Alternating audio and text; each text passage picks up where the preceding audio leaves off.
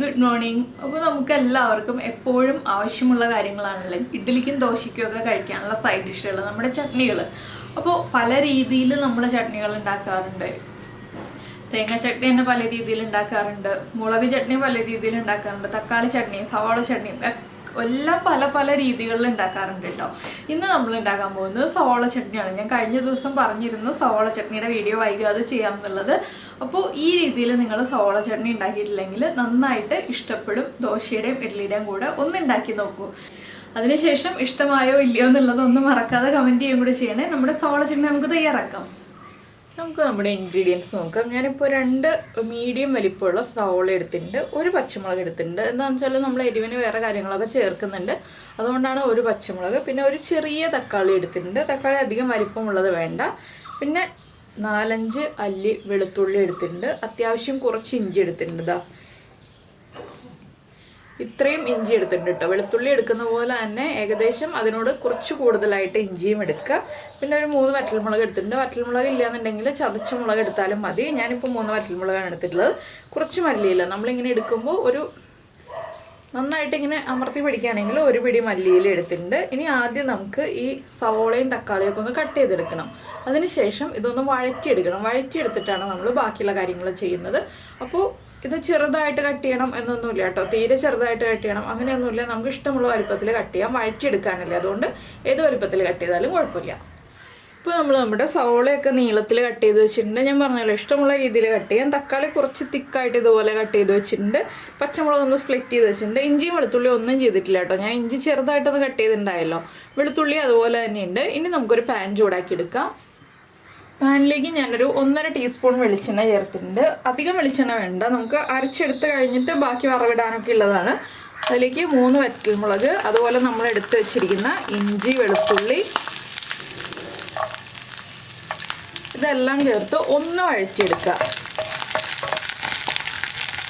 ഇഞ്ചിയും വെളുത്തുള്ളിയും ചെറുതായിട്ട് കട്ട് ചെയ്യണമെന്നുണ്ടെങ്കിൽ കട്ട് ചെയ്യാം. പിന്നെ നമുക്ക് കട്ട് ചെയ്ത സമയം കളയുണ്ടല്ലോ, എളുപ്പത്തിൽ ജോലികൾ തീർക്കാമല്ലോ എന്ന് വെച്ചിട്ടാണ് നമ്മൾ കട്ട് ചെയ്യാതെ ഇതുപോലെ തന്നെ മുഴുവനെ ചേർക്കുന്നത്.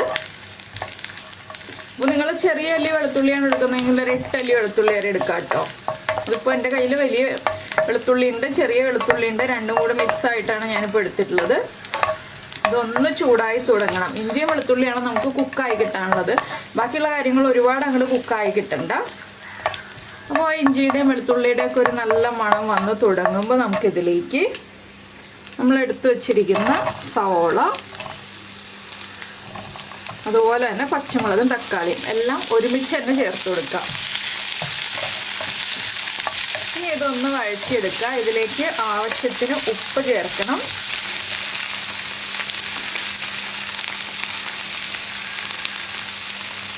ഒരു 1/2 ടീസ്പൂൺ വരെ ഉപ്പ് ചേർക്കുക. പിന്നെ നമ്മൾ അരച്ചെടുത്ത് കഴിഞ്ഞിട്ട് ഉപ്പ് കുറവാണെങ്കിൽ ഉപ്പ് ചേർത്ത് കൊടുക്കുക.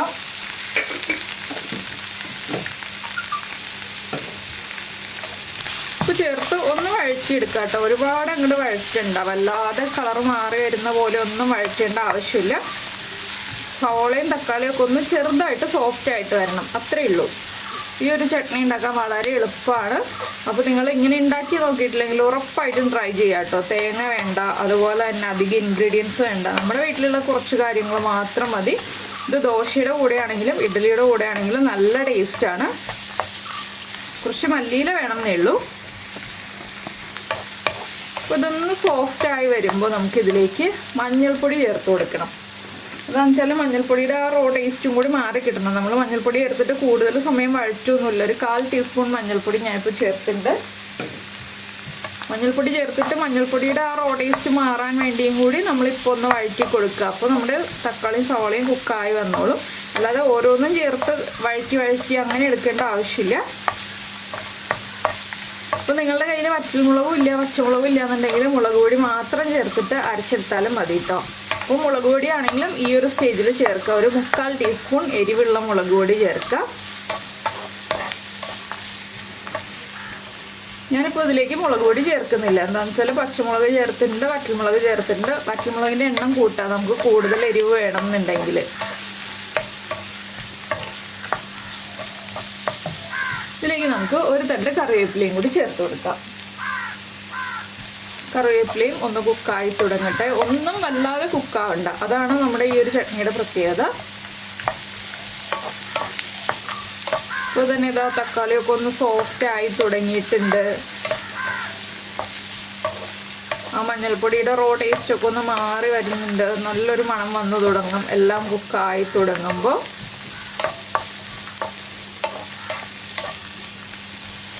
പിന്നെ നമ്മളിത് ചൂടോടുകൂടി അരയ്ക്കരുത്, വെള്ളം ചേർത്ത് അരയ്ക്കരുത്. ഈ 2 കാര്യങ്ങൾ മാത്രം പ്രത്യേകം ശ്രദ്ധിക്കുക. ഇത്ര മതി. ഞാനൊരു 2-2.5 മിനിറ്റ് വഴറ്റിയെടുത്തിട്ടുണ്ട്. ഇത്രയും സമയം മതി കേട്ടോ. ഇതിൽ കൂടുതൽ വഴറ്റിയെടുക്കേണ്ട ആവശ്യമില്ല.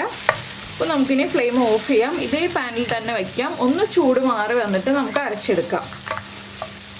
ഇതേ പാനിൽ തന്നെ വയ്ക്കാം എന്ന് പറഞ്ഞാൽ എന്താണെന്ന് വെച്ചാൽ നമ്മൾ ഓവറായിട്ട് വഴറ്റിയിട്ടില്ല. അപ്പോൾ പാനിൻ്റെ ചൂടിലിരുന്ന് ഒന്നുകൂടി ഒന്ന് കായാലും കുഴപ്പമില്ല. അതുകൊണ്ട് ഇതേ പാനിൽ തന്നെ വെച്ചിട്ട് ഒന്ന് ഇളക്കി കൊടുക്കുക. ചൂടൊന്ന് മാറി വന്നു കഴിയുമ്പോൾ നമുക്ക് മിക്സിയുടെ ജാറിൽ അരച്ചെടുക്കാം. അരച്ചെടുക്കുമ്പോൾ 1-2 കാര്യങ്ങളും കൂടി ചേർത്ത് അരച്ചെടുക്കാം. അപ്പോൾ അതെന്തൊക്കെയാണെന്ന് അപ്പോൾ പറയാം കേട്ടോ. ഇപ്പോൾ ഇതൊന്ന് ചൂട് മാറി വരട്ടെ. ഇപ്പോൾ നമ്മൾ നമ്മുടെ സവോളയും തക്കാളിയും ഒക്കെ വഴറ്റിയത് മിക്സിയുടെ ജാറിലേക്ക് മാറ്റിയിട്ടുണ്ട്. ചൂട് മാറി വന്നിട്ടുണ്ട്. ഇതിലേക്ക് ഇനി നമ്മളൊരു 2 പിഞ്ച് പഞ്ചസാര. എന്താണെന്ന് വെച്ചാൽ തക്കാളി ചട്നി ഉണ്ടാക്കുമ്പോൾ എപ്പോഴും പഞ്ചസാര ചേർത്തിട്ടുണ്ടെങ്കിൽ അതിനൊരു പ്രത്യേക ടേസ്റ്റാണ്. ആ പഞ്ചസാര ചേർത്തിട്ടുണ്ട്.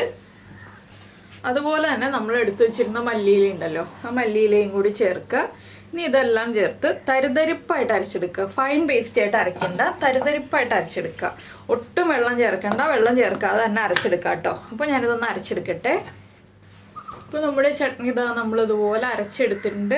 ഫൈൻ പേസ്റ്റ് ആയിട്ടല്ല അരച്ചെടുത്തിരിക്കുന്നത്. ഇനി നമുക്കിതിലേക്ക് വറവിടാനുള്ള കാര്യങ്ങൾ നോക്കാം. ഇപ്പോൾ നമ്മുടെ വെളിച്ചെണ്ണ ചൂടായിട്ടുണ്ട്. ഞാൻ ഇതിലേക്ക് 1 ടീസ്പൂൺ കടുക് ചേർക്കാം കേട്ടോ. അപ്പോൾ ഇത്രയും ചട്നിക്ക് വേണ്ടിയല്ല ഞാൻ 1 ടീസ്പൂൺ കടുക് ചേർക്കുന്നത്. ഞാൻ തേങ്ങ ചട്നി ഉണ്ടാക്കിയിട്ടുണ്ട്, അതിനും കൂടി വേണ്ടിയിട്ടാണ്. ഇപ്പോൾ 2നും ചേർത്ത് ഒരുമിച്ച് വറവിടാണ് കേട്ടോ. ഒരു പാത്രത്തിൽ മാത്രം വറവിട്ടാൽ മതിയല്ലോ എന്ന് വിചാരിച്ചിട്ട് ഒറ്റ പ്രാവശ്യമായിട്ട് വറവിടാണ്. നിങ്ങൾ 1/2 ടീസ്പൂൺ കടുക് ചേർത്താൽ മതി. അതുപോലെ തന്നെ 1/2 ടീസ്പൂൺ ഉഴുന്നും കൂടി ചേർക്കുക. ഉഴുന്നും ഒന്ന് കളർ മാറി വരട്ടെ. പിന്നെ 1 വറ്റൽമുളക് മതി നമ്മുടെ സവോള ചട്നിക്ക്. ഞാനിപ്പോൾ 3 വറ്റൽമുളക് ചേർക്കുന്നുണ്ട്. പിന്നെ കുറച്ച് കറിവേപ്പിലയും ചേർക്കുക. ഇതെല്ലാം കറക്റ്റായിട്ട് കുക്കായി വരുമ്പോൾ നമ്മൾ റെഡിയാക്കി വെച്ചിരിക്കുന്ന ചട്നിയിലേക്ക് ചേർക്കുക. ഇളക്കി മിക്സ് ചെയ്ത് നമുക്ക് ഇഡ്ഡലിയുടെ ദോശയുടെ കൂടെ ചേർത്ത് കഴിക്കാം. അപ്പോൾ ഞാനത് ചട്നിയിലേക്ക് ചേർക്കട്ടെ. അപ്പോൾ ഞാൻ എന്താ വറവ് നമ്മുടെ ചട്നിയിലേക്ക് ചേർത്ത് കൊടുത്തു. ഉഴുന്നും എല്ലാം ചേർത്ത് കൊടുക്കുക കേട്ടോ. എന്താണെന്ന് വെച്ചാൽ ഉഴുന്നൊക്കെ ഇടയ്ക്ക് കടിക്കാൻ കിട്ടുമ്പോഴാണ് നമ്മുടെ ചട്നിക്ക് ടേസ്റ്റ് ഉണ്ടാവുക. അപ്പോൾ എന്തായാലും നിങ്ങളെല്ലാവരും ഇതുപോലെ നമ്മുടെ സവോള ചട്നി ഉണ്ടാക്കി നോക്കിയിട്ടില്ലെങ്കിൽ ഉറപ്പായിട്ടും ട്രൈ ചെയ്യൂ കേട്ടോ. നല്ല ടേസ്റ്റാണ് ഇഡ്ഡലിയുടെയും ദോശയുടെയും കൂടെ. അപ്പോൾ എല്ലാവരും ട്രൈ ചെയ്തിട്ട് ഫീഡ്ബാക്കൊക്കെ അറിയിക്കുക. അതുപോലെ തന്നെ ഈ ഒരു തക്കാളിയുടെ ചെറിയ പുളിപ്പും നമ്മുടെ പഞ്ചസാരയുടെ ചെറിയ മധുരവും സവോളയുടെ ചെറിയ മധുരവും എല്ലാം ചേർന്ന് ഒരു അടിപൊളി ടേസ്റ്റുള്ള ചട്നിയാണ്. ഉറപ്പായിട്ടും നാളെയോ മറ്റന്നാളോ ദോശ ഉണ്ടാക്കുന്നുണ്ടെങ്കിൽ ഉടനെ തന്നെ ഉണ്ടാക്കിക്കോളൂ. 2 സവോളയും 1 ചെറിയ തക്കാളിയും പോരെ. ഒരു തക്കാളി വലുതാണുള്ളതെങ്കിൽ അതിൻ്റെ 1/4 ഭാഗമോ 1/2 ഭാഗമോ എടുത്താലും മതി കേട്ടോ. നമ്മൾ എടുക്കുന്ന ക്വാണ്ടിറ്റിക്ക് അനുസരിച്ച്. ഇപ്പോൾ ഈ ഒരു അളവിലാണെന്നുണ്ടെങ്കിൽ 3 പേർക്ക് സുഖമായിട്ട് കഴിക്കാവുന്ന അളവിൽ ചട്നി ഉണ്ട് കേട്ടോ. ഞാനിപ്പോൾ എടുത്ത അളവിലാണെന്നുണ്ടെങ്കിൽ. അപ്പോൾ നിങ്ങളിത് ഉണ്ടാക്കി നോക്കിയിട്ട് ഫീഡ്ബാക്ക് പറയുക. അതുപോലെ തന്നെ ഇഷ്ടപ്പെട്ട റെസിപ്പി ആണെങ്കിൽ ഒന്ന് ലൈക്ക് ചെയ്യാനും മറന്നു പോകരുത്. പിന്നെ നമ്മൾ പ്രസൻറ്റ് ചെയ്ത രീതിയൊക്കെ ഇഷ്ടമായിരുന്നുണ്ടെങ്കിൽ നമ്മുടെ ചാനൽ ആദ്യമായിട്ട് കാണുകയാണ്, നമ്മുടെ വീഡിയോയ്ക്ക് ഇഷ്ടമായി, വീഡിയോ പ്രസൻറ്റ് ചെയ്ത രീതിയും ഇഷ്ടമായി എന്നുണ്ടെങ്കിൽ നമ്മുടെ ചാനലൊന്ന് സബ്സ്ക്രൈബ് ചെയ്ത് സപ്പോർട്ട് ചെയ്യണേ. സബ്സ്ക്രൈബ് ചെയ്യുന്നതിന് ഈ വീഡിയോയുടെ താഴെയുള്ള റെഡ് സബ്സ്ക്രൈബ് ബട്ടൺ ഒന്ന് ക്ലിക്ക് ചെയ്യുക. ആൻഡ് റൈറ്റ് സൈഡിലുള്ള ബെല്ലൈക്കണം ക്ലിക്ക് ചെയ്യുക. അപ്പോൾ ഓൾ എന്ന് പറഞ്ഞിട്ടൊരു ഓപ്ഷൻ കാണാം. ആ ഓളും കൂടി പ്രസ് ചെയ്തിട്ടുണ്ടെങ്കിൽ ഞാൻ എപ്പോഴും വീഡിയോ അപ്ലോഡ് ചെയ്യുമ്പോൾ നിങ്ങൾക്ക് നോട്ടിഫിക്കേഷൻ വരും. അപ്പോൾ നമുക്ക് നമ്മുടെ അടുത്ത റെസിപ്പിയുമായിട്ട് അടുത്ത ദിവസം വീണ്ടും കാണാം.